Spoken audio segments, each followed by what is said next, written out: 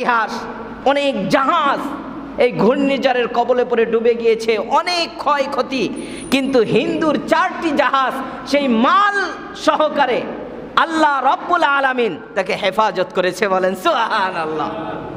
হিন্দু তার মালের যাকাত আদায় করে।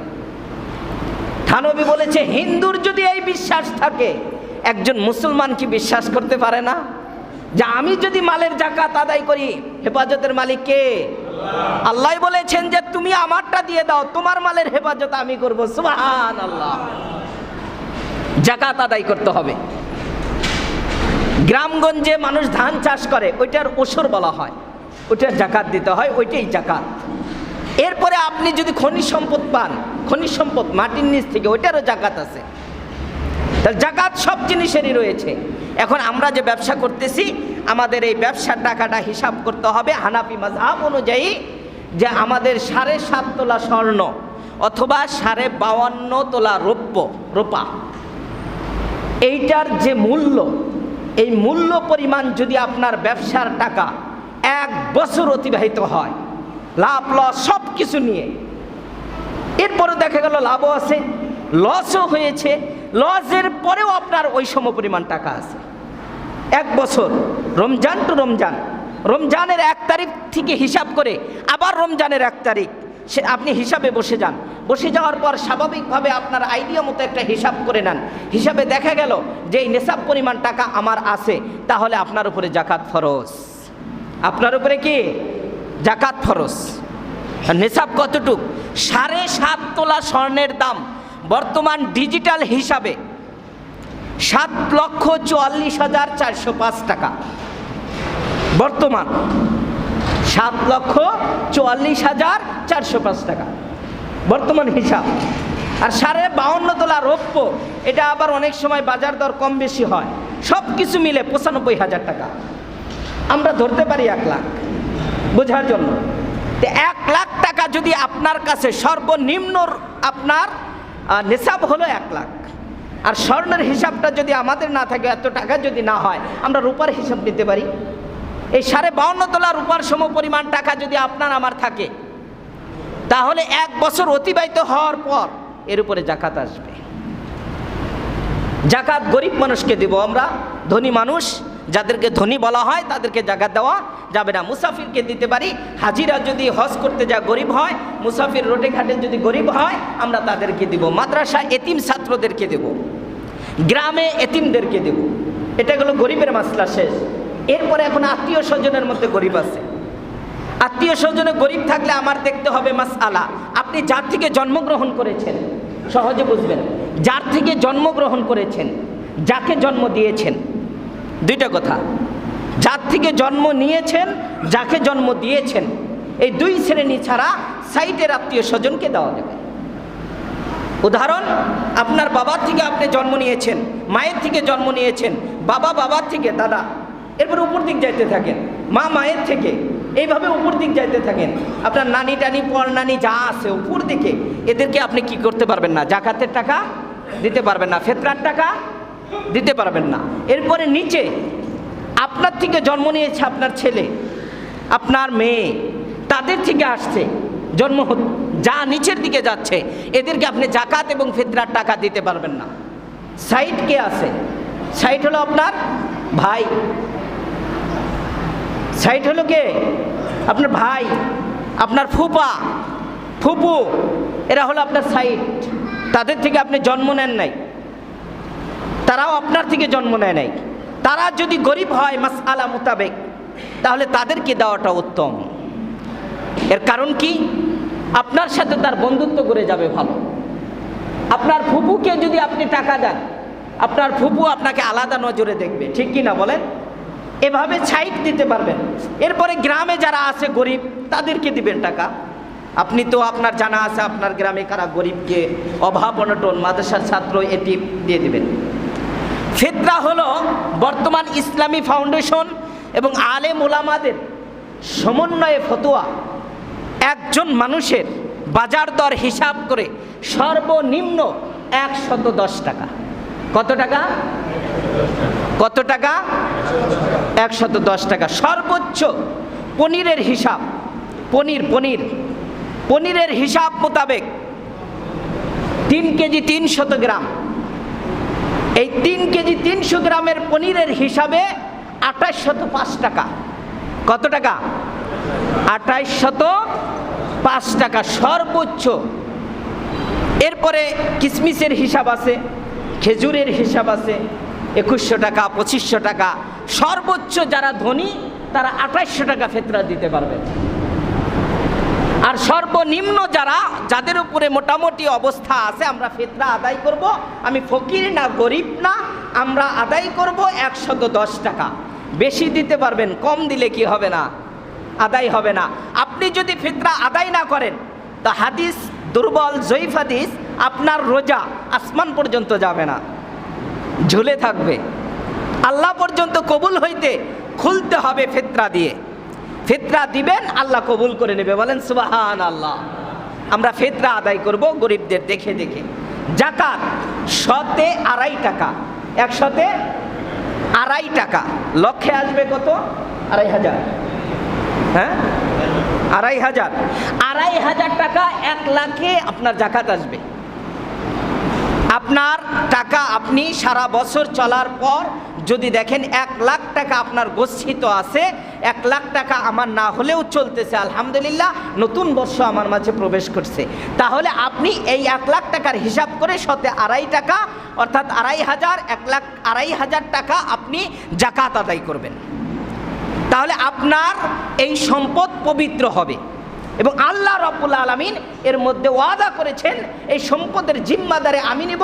ওই হিন্দুর যেমন হালাল টাকা দরিয়াতে গ্রহণ করে নাই, আপনার টাকাও আল্লাহ হেফাজতের দায়িত্ব নিয়েছে। বলেন সুবহানাল্লাহ। এরপরেও যদি কোনো মাসআলা জানার থাকে যাকাত সম্পর্কে, নামাজের পরে ইনশাআল্লাহ জেনে নেবেন। আজকের আলোচ্য বিষয় হলো ইতিকাফ। ইতিকাফ শব্দের অর্থ অবস্থান করা, স্থান নিয়ে বসে থাকা। মা বোনেরা থাকবে ঘরের কোনায়, আর পুরুষরা থাকবে জামে মসজিদে, পাঞ্জেগানা মসজিদে, কোনো এক মসজিদে অবস্থান নেবে। এটা পুরুষদের জন্য। সাবালক জ্ঞানী মুসলিম যারা, তারা ইতিকাফে বসবে।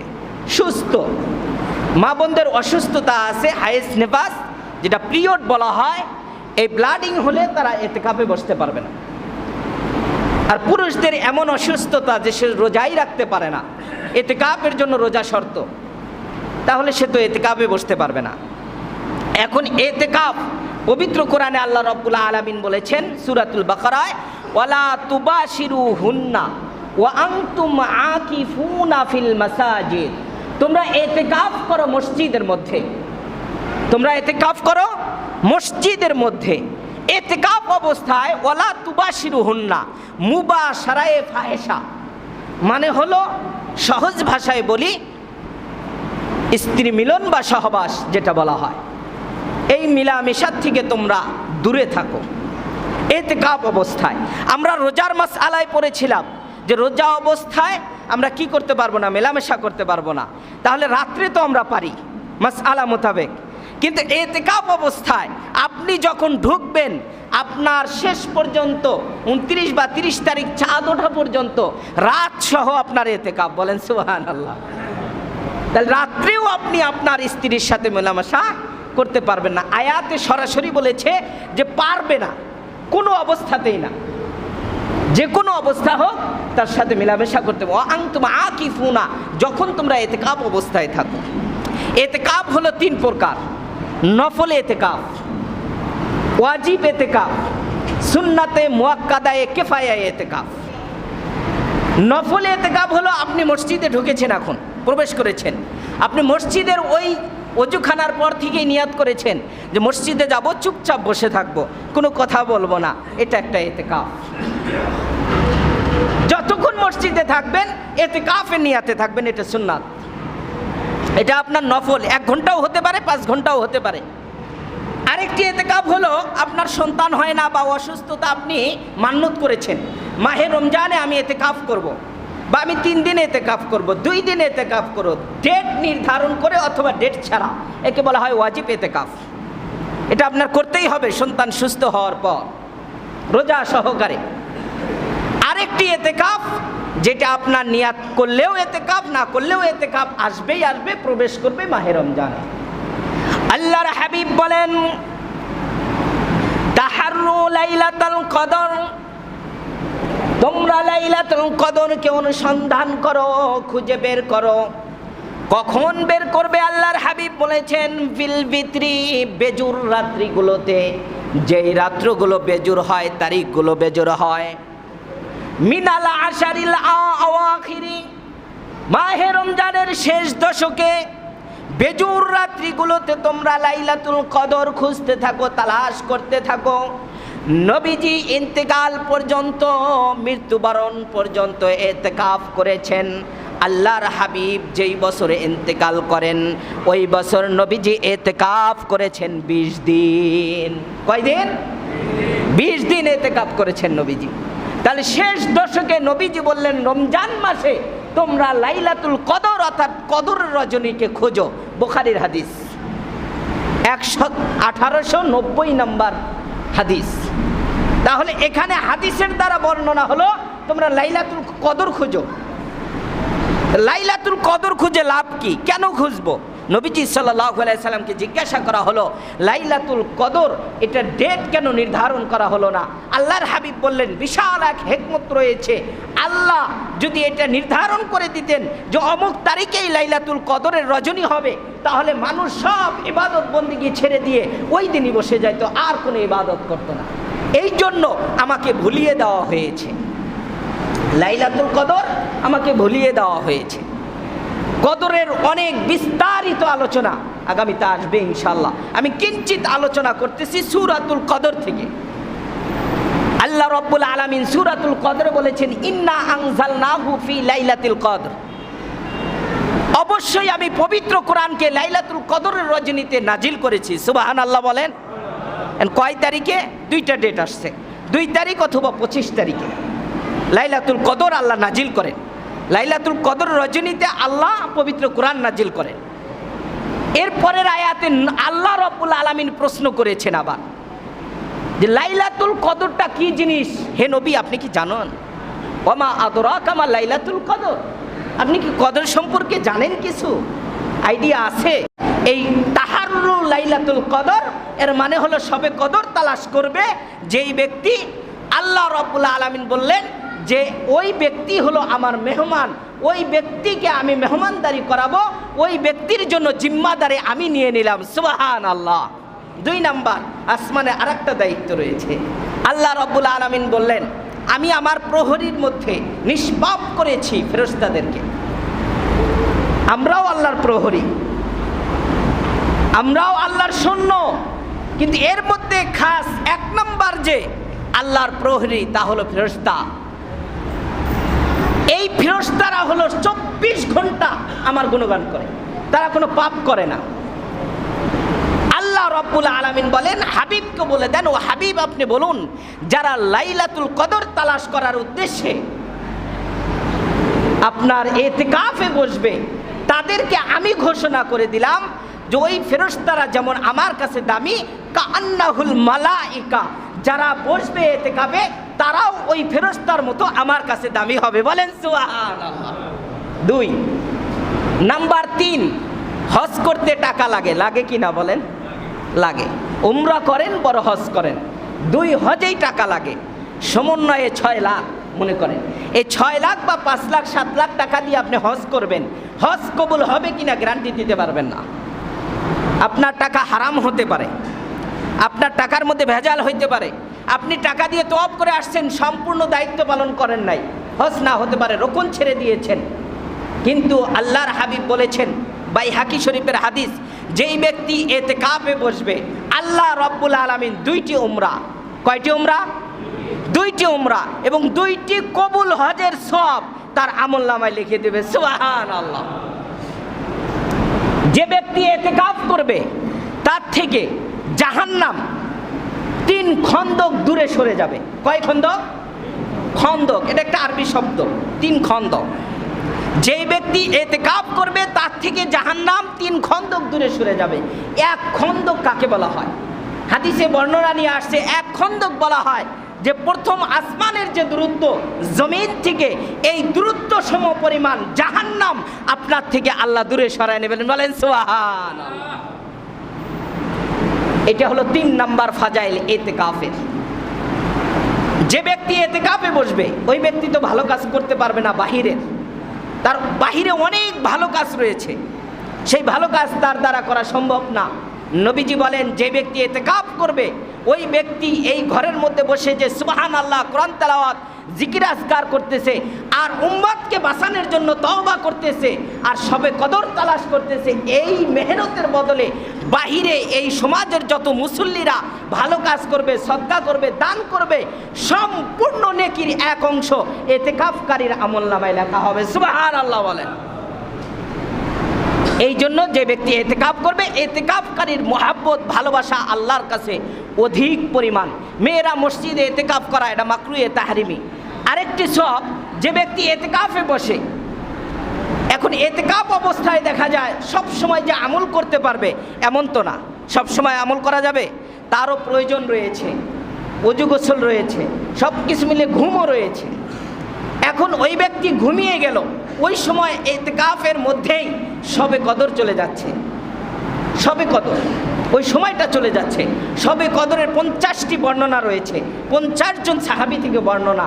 তার মধ্যে এমন একটি বর্ণনা আছে যখন সবে কদর শুরু হবে, কদরের রজনী বা সময়টা শুরু হবে, এই সময়ের ভিতরে গাছপালা সব কিছু আল্লাহর দরবারে সিজদা করবে। বলেন সুবহানাল্লাহ। এবং সাগরের পানি মিষ্টি হয়ে যাবে, মৃদু মৃদু বাতাস থাকবে, হালকা বৃষ্টি হতে পারে, এভাবে 50টি বর্ণনা রয়েছে সবে কদরের। এখন ঠিক এই মুহূর্তে হালকা বৃষ্টির মাঝে তো ঘুম আসে কি না? এখন যে ব্যক্তি সবে কদরে আছে, বৃদ্ধ মানুষ, এখন ইতিকাফে থাকার কারণে ঘুমের ভাব চলে আসছে, ঘুমায়া পড়লো।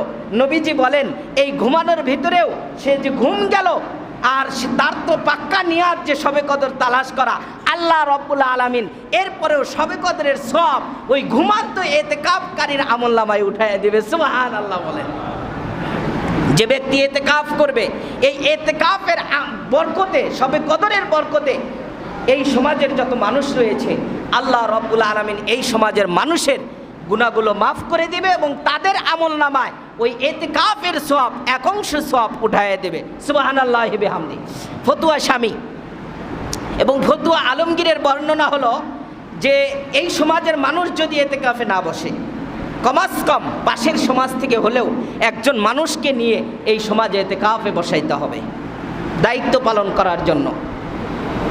আর ইতিকাফে যে ব্যক্তি বসবে সে বাজেট করে টাকা নিতেও পারবে না, সমাজবাসী তাকে বাজেট করে টাকা দিতেও পারবে না।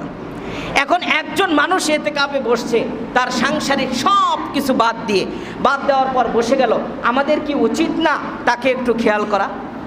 আল্লাহ বলেছেন আমার মেহমান ফেরেশতাদের বন্ধু, আমার বন্ধু আল্লাহই যদি অফার করেন তাহলে আমরা বান্দা হয়ে তার জন্য কি একটু সহযোগিতা করতে পারবো না? এটা হলো খুশি হয়ে উপহার, গিফট। এটা কোটিপতিকেও দেওয়া যায়, গরিবকেও দেওয়া যায়, কোটিপতিকেও দেওয়া যায়। তা আপনি যদি বলেন আমি একটা লুঙ্গি কিনে দেব, আমি তাকে 10 টাকা দেব, আমি তার পারিবারিক খরচা দিয়ে দেব, তার ইফতারের ব্যবস্থা করব, এইভাবে যদি আপনি বলেন বাজেটের উপরে না, আপনার ইচ্ছা ধার হিসাবে আল্লাহ রব্বুল আলামিন খুশি হবেন এবং ওই ইতিকাফকারী খুশি হবেন। আমাদের সমাজের ভিতরে এইভাবে একটা প্রচলন থাকলে আমার মনে হয় আগামীতেও ইতিকাফে যারা বসতে চাবে না যারা, তারাও আগ্রহ করে বসবে যে না, সমাজের মানুষ আমাদেরকে একটু খেয়াল করে, সমাজের মানুষ আমাদেরকে নজর দেয়। এখন একজন মানুষ ইতিকাফে আছে, আপনি তাকে জিজ্ঞাসাও করলেন না আপনার শারীরিক অবস্থাটা কেমন, কষ্ট পাবে কি না? বলেন কষ্ট পাবে না? আপনাকে বাঁচানোর জন্য ইতিকাফে বসেছে, আর আপনি সেই ইতিকাফবাসীকে খোঁজ খবর তো দূরের কথা জিজ্ঞাসাও করেন না কেমন আছেন। এটা আমাদের ঠিক হবে না। এই জন্য তাদের খোঁজ খবর নেব, আমার সাধ্য মোতাবেক তাদেরকে আমরা কি করব? হেল্প করব, হাদিয়া, কথাবার্তা বা আনুষঙ্গিক সর্বদিক দিয়ে এটা আমার দায়িত্ব, কর্তব্য যে আমার ইতিকাফবাসী আমাকে বাঁচানোর জন্য আমাদের সমাজে বসেছে, সুতরাং আমার উচিত তার অবস্থা এবং তার সব কিছুর খোঁজ খবর নেওয়া। আল্লাহ রব্বুল আলামিন আমাদের বোঝার জন্য তৌফিক দান করুক, সকলে বলি আমিন।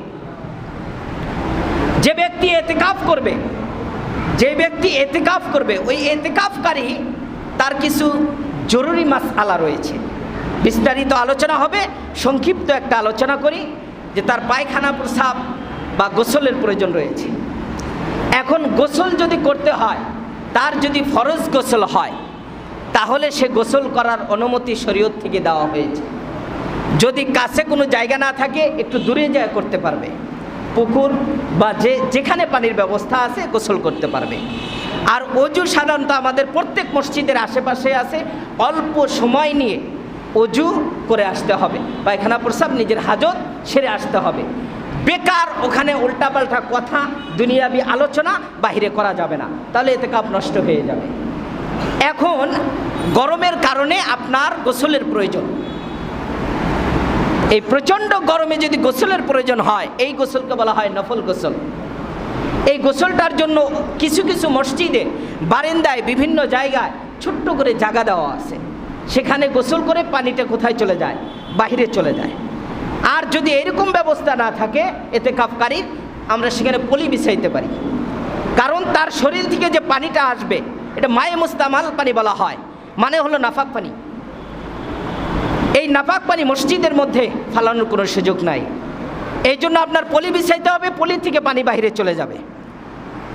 আর যদি আগে থেকেই এটা পূর্বে থেকেই এভাবে মসজিদেই করা আছে সিস্টেম, যে এখানে এইভাবে আমরা ইতিকাফকারীর জন্যই অল্প জায়গা তৈরি করেছি, এখানে শুধু ইতিকাফকারীই গোসল করবে, এই মাসআলাটা ভিন্ন।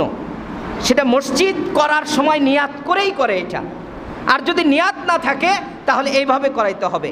আর যদি এমার্জেন্সি হয়ে যায়, গোসল না করলে তার এখন কষ্টকর বা জানের ঝুঁকি আসবে, সেখানে ফুকাহে কেরাম বলেছেন অল্প সময়ের ভিতরে অজুখানা থেকে গোসল সেরে চলে আসতে পারবে। না করা ভালো, না করা ভালো।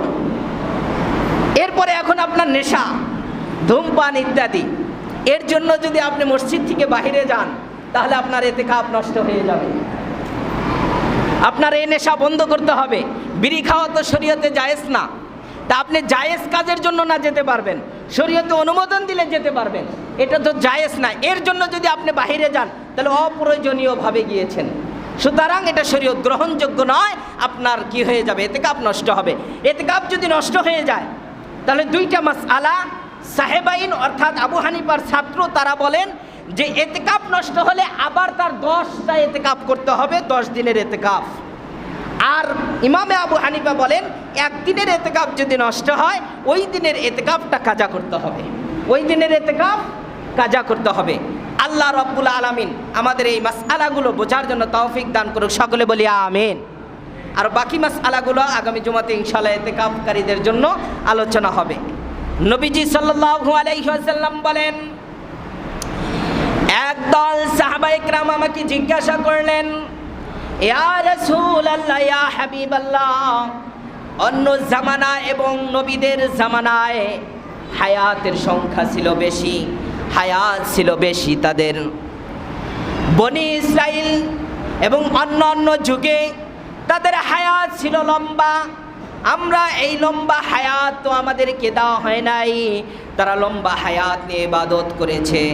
আল্লাহর হাবিব বলেন, তোমাদের জন্য আল্লাহ রাব্বুল আলামিন কিছু রজনী এবং কিছু দিন দিয়েছেন, এর মধ্যে মাহে রমজানে একটি রাত্রি দিয়েছেন। মাহে রমজানে এই রাত্রি সবে কদরের রাত্রি। কদরের রজনীতে যদি কোনো বান্দা গোলাম আল্লাহর দরবারে তওবা করতে পারে, আল্লাহর হাবিব বলেন, মান কামা লাইলাতাল কদরি ঈমানান ওয়া ইহতিসাবান গুফিরা লাহু মা তাকদ্দামা মিন যামবি। নবীজি সাল্লাল্লাহু আলাইহি ওয়াসাল্লাম বলেন, লাইলাতুল কদরের রজনীতে যদি কোনো গোলাম ইবাদত করতে পারে, আল্লাহর হাবিব ঘোষণা করেন, একজন সন্তান পৃথিবীর জমিনে যখন ভূমিষ্ঠ হয়, একজন সন্তান নাবালেগ শিশু, মাসুম শিশু পৃথিবীর জমিনে যখন আসে, নিষ্পাপ হয়ে আসে, লাইলাতুল কদরের রাত্রি যদি কোনো বান্দা পেয়ে যায়, আল্লাহ রাব্বুল আলামিন ওই বান্দাকে ওই নিষ্পাপ শিশুর মতো করে দেয়। সুবহানাল্লাহ বলেন। আরেকটি বর্ণনায়, বুখারী শরীফের বর্ণনায় নবীজি বলেন, কোন ব্যক্তি যদি লাইলাতুল কদরের রজনী পায়, ওই কদরের রজনী আল্লাহ রাব্বুল আলামিন তার ইবাদতের মধ্যে এত আমল লেখেন, এত নেকি লেখেন, তার পূর্বের জীবনে যত গুনাহ হয়েছে, এই পূর্বে আল্লাহর হাবিব তো বলতে পারবেন না যতক্ষণ ওহী না আসবে।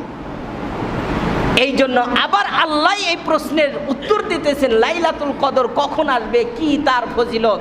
আল্লাহ রাব্বুল আলামিন নিজেই বলেন লাইলাতুল কদরটা কি। ইন্না আনজালনাহু ফি লাইলাতিল কদর ওয়া মা আদরাকা মা লাইলাতুল কদর। আল্লাহ রাব্বুল আলামিন জবাব দেন, লাইলাতুল কদরি খায়রুম মিন আলফি শাহর। এই রাত্রিটা কত দামি রাত্রি, এই রাত্রি কত আনন্দময় রাত্রি, এই রাত্রি কত ফাজাইল পূর্ণ রাত্রি। আল্লাহ রাব্বুল আলামিন বলেন লাইলাতুল কদরটা এত দামি, খায়রুম মিন আলফি শাহর। 1000 মাস ইবাদত করলে, 1000 মাস ইবাদত করলে যে সওয়াব, এক রাত্রি যদি কোনো বান্দা পায়, আমি তার আমল নামায় তার থেকে অধিক সওয়াব লিখে দিব। সুবহানাল্লাহ। 1000 মাস বর্ণনা 83 বছর 4 মাস। 83 বছর 4 মাস আপনি একটানা ইবাদত করবেন, যত সওয়াব হবে এই লাইলাতুল কদরের রজনী যদি আপনি পান, তার থেকে বেশি সওয়াব আল্লাহ লিখে দিবে। সুবহানাল্লাহ বলেন। এখন এই রাত্রি কার কার প্রয়োজন, আল্লাহকে একটু সাক্ষী করেন দেখি। আল্লাহু আকবার। আল্লাহ কবুল করে, সকলে বলি আমিন। এই রাত্রি অনেক দামি, এটা বুঝে আসছে আমাদের। এই রাত্রি কোথায় খুঁজবো আমরা, কারা খুঁজবে, আর যারা খুঁজবে তাদেরকে সহযোগিতার প্রয়োজন আছে কিনা, একজন হলেও তো খুঁজতে হবে, হবে কিনা। এই রাত্রি খোঁজার জন্য বুখারীর হাদিসে নবীজি বলেন, রাত্রি যারা খুঁজবে তারাই ইতিকাফে বসবে। তারাই কোথায় বসবে? যাদের লাইলাতুল কদর প্রয়োজন, 1000 মাসের ইবাদত প্রয়োজন, তাদের অবশ্যই এই রাত খুঁজতে হবে। নবীজি বলেছেন তাহাররু, তোমরা খুঁজতে থাকো।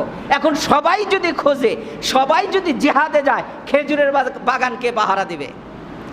বুঝে আসছে প্রশ্ন? বুঝে আসছে? আচ্ছা, সবাই যদি আপনারা ইতিকাফে বসেন, ব্যবসা বাণিজ্য কে করবে? করতে হবে কিনা? করতে হবে। এই জন্য আসহাবে সুফফায় এক দল থাকতো, তারা শুধু কি করতো? হাদিস গবেষণা করত। আর এক দল চলে যাইতো জিহাদে, আর এক দল চলে যাইতো খেজুরের বাগানে। এর মানে হলো এক একজন এক এক জায়গায় থাকতে হবে। কেউ রাষ্ট্র পরিচালনা করবে, কেউ সমাজ পরিচালনা করবে, কেউ বা আবার ব্যবসা বাণিজ্যের মধ্যে থাকবে। তাহলে গরিবদেরও রাস্তা খুঁজে বের করা যাবে, ঠিক কিনা বলেন? তাহলে এক এক জায়গায় এক এক শ্রেণীর মানুষ থাকবে। নবীজিকে এইভাবেই বলা হয়েছে, ইয়া রাসূলুল্লাহ, আমারও তো জিহাদে যাইতে মনে চায়। আল্লাহ নবী বলেছে, আমি তোমাকে বলেছি খেজুরের বাগান পাহারা দাও। এইটাই জিহাদ। এটাই কি জিহাদ? খেজুরের বাগান পাহারা দেয়। আল্লাহর হাবিব বলেছেন এর মধ্যেই বরকত রয়েছে। এর মানে হলো মুজাহিদরা জিহাদ করবে, তাদের ক্ষুধার প্রয়োজন আছে, আর আমরা খেজুর চাষ করব, এই খেজুরগুলো তাদেরকে খাওয়াবো, আর দেশ আমাদের হয়ে যাবে। বলেন সুবহানাল্লাহ। বুঝতে হবে আগে, প্রত্যেকটা পয়েন্টে, প্রত্যেকটা সেক্টরে মানুষের প্রয়োজন আছে। এক শ্রেণীর মানুষ জিহাদে থাকবে, এক শ্রেণীর মানুষ হাদিস পড়াবে, এক শ্রেণীর মানুষ খানকায় থাকবে, সব শ্রেণীর মানুষ নিয়ে পৃথিবী। তাহলে যে শ্রেণীর মানুষ লাইলাতুল কদর তালাশ করবে, তারা আমাদের উপকার করবে না ক্ষতি করবে? কথা বলতে হবে, উপকার না ক্ষতি? আর যদি কেউ তালাশ না করে তাহলে কি হবে? সবারই ক্ষতি হবে। একজন হলেও আপনার সমাজ ভিত্তিক ভাবে একজন হলেও আপনার বসতে হবে ইতিকাফে, একজন সর্বনিম্ন। যদি না বসে তাহলে এই সমাজে যত মানুষ আছে সবারই সমাজ ভিত্তিক এই ইতিকাফে তরক করার, অর্থাৎ সুন্নাতে মুআক্কাদা তরক করার যে গুনাহ, পাপ, গজব এই সমাজে চলে আসবে। নাউজুবিল্লাহ বলেন। এখন ইতিকাফ কেন করব হুজুর? কি লাভ আছে? লাভ না জানলে তো কাজ করা যায় না। আমরা লাভটা শুনি, এরপরে ইনশাআল্লাহ আল্লাহর বান্দারা এমনি তৈয়ার হয়ে যাবে। যে ব্যক্তি ইতিকাফ করবে, আমার প্রশ্নগুলোর উত্তর দেবেন একটু। আল্লাহর বন্ধু কে কে হতে চান? আল্লাহর বন্ধু, যে আল্লাহ আপনাকে বন্ধু বলবে, আল্লাহ আপনাকে মেহমান হিসেবে দাওয়াত দিবে। রাজি না আমরা ইনশাআল্লাহ? আল্লাহ তাআলা কবুল করুন। 1 নাম্বার, যেই ব্যক্তি ইতিকাফে বসবে, আল্লাহ রব্বুল আলামিন স্বয়ং বলেছেন ওই ব্যক্তি, ওই বান্দা, ওই বান্দি, ওই গোলাম, আমি আল্লাহ ঘোষণা করে দিলাম সে আমার মেহমান। বলেন সুবহান।